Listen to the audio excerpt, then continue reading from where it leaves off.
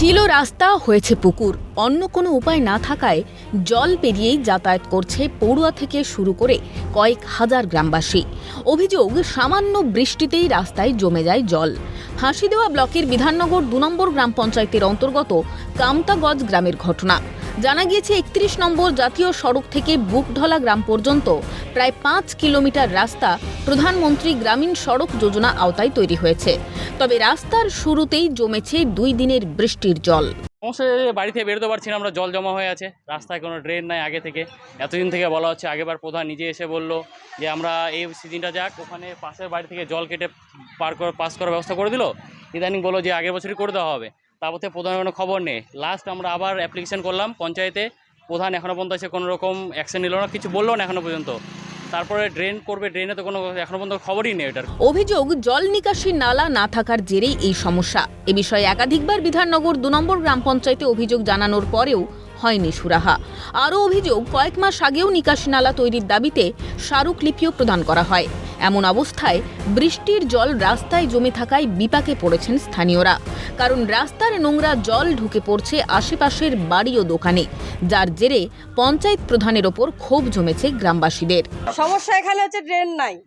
এখানে প্রধান আগের বার এসে বলে গেছিল যে ড্রেন দিবে, কিন্তু এখনো ড্রেন দেয়নি, বা অন্য কেউ এসে কোনো যোগাযোগও করেনি। একবার এসে ড্রেন খুঁড়বে বলে এসেছিল, কিন্তু কয়েকজন এসে এখানে বালুপাতা ঢেলেছিল, আবার তুলে নিয়ে চলে গেছে। হ্যাঁ, তো এর আগেও তো মাস পিটিশন করা হয়েছিল কিছুদিন আগে, কিন্তু কিছু বলেনি। আজ পর্যন্ত খোঁজও নিতে আসেনি, এখনো কেউ আসেনি।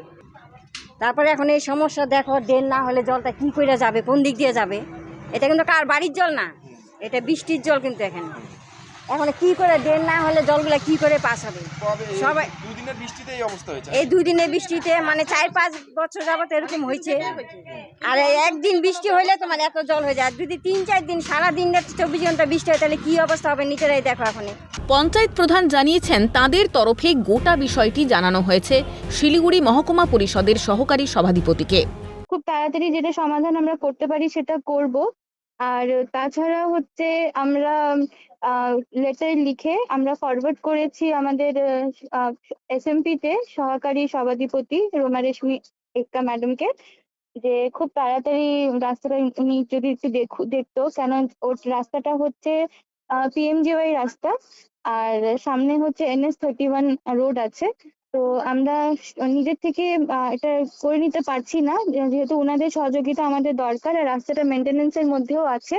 তো উনি আমাদেরকে আশ্বাস দিয়েছেন যে খুব তাড়াতাড়ি উনি হচ্ছে রাস্তাটাকে মেনটেন্যান্সের ব্যবস্থা করবেন।